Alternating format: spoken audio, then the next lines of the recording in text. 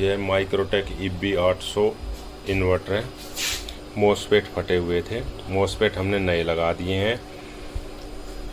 जो इसकी drive IC थी वो भी दूसरी चेंज कर दी है।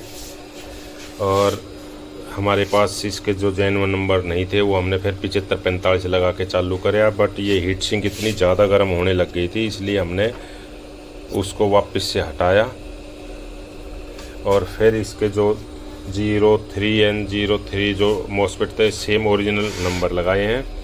और ये इन्वर्टर को ऑन किया हुआ है। ये हम आउटपुट आ गया इन्वर्टर की, ये बंद कर दिया, ये चालू कर दिया। अब इसमें फॉल्ट है, ये हमने मेन सप्लाई से कनेक्ट कर दिया। ये सप्लाई आ गई। अब ये देखो एम्पियर आते हैं चले जाते हैं, आते हैं चले जाते हैं, ये है। इस पे हमने जो ये DC कैपेसिटर है ये भी बदल दिए, फिर भी यही प्रॉब्लम आ रही है DC कैपेसिटर बदलने के बाद भी। और जो इसकी 393 IC शॉर्ट थी वो भी चेंज कर दी। और ऐसे आवाज़ आती है इसमें,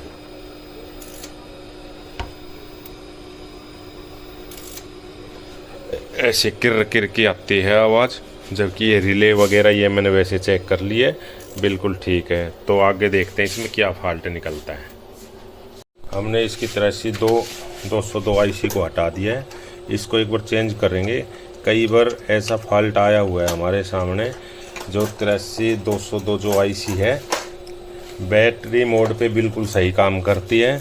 और जैसे हम इसको मेंस में कनेक्ट करते हैं तो या तो ट्रांसफार्मर हैमिंग करने लग जाता है, या फिर जो एम्पेयर कभी आए कभी गए। तो हम इसको अलग से रख लेंगे, अगर सही हुई तो इसको दोबारा यूज लेंगे। जो फॉल्ट सॉर्ट आउट हुआ तो इसका मतलब ये ख़राब है। ये IC हमने चेंज कर दी।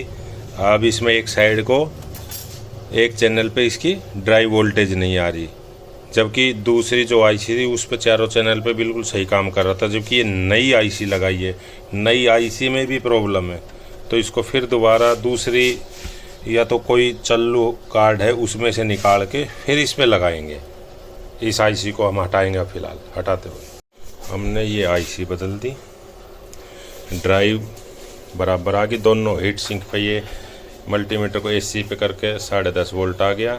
अब हम जैसे ही इसको एक लगाते हैं यूँ, इस पे हीट सिंक पे जैसे कनेक्ट करें वो AC वोल्टेज ही ड्रॉप हो गई, जबकि ना बैटरी पे कोई एम्पियर आ रहे, वोल्ट ही ड्रॉप आ गई। ये IC लगाने से ये अलग से फॉल्ट हो गया। एक ड्राई वोल्टेज आ रही है प्रॉपर, जैसे इन्हें करते हैं तो ड्राई वोल्टेज चली जाती है। तो हम इनपुट साइड देखेंगे, इनपुट साइड भी ये जाती है या फिर जैसे कि ये इनपुट साइड इसकी आ रही है। अब लगाइए इस पर, अब नहीं जा रही, यानी इनपुट साइड तो एज इट इज। आउटपुट, इसका मतलब ये IC में भी कुछ ना कुछ है प्रॉब्लम। चेंज करेंगे। ये IC हमने चेंज कर दी। इनमें हमने 3-4 IC चेंज करी, मैं आपको दिखाता हूँ। एक IC लगी हुई थी, जैसे इस IC में तो इन्वर्टर मोड पे बिल्कुल बढ़िया काम कर रहा था। चार्जिंग टाइम में एम्पियर आते हैं जाते हैं ऐसे, और जैसे मैग्नेट बनाता हो ना ट्रांसफार्मर, ऐसे इसमें आवाज़ आती थी।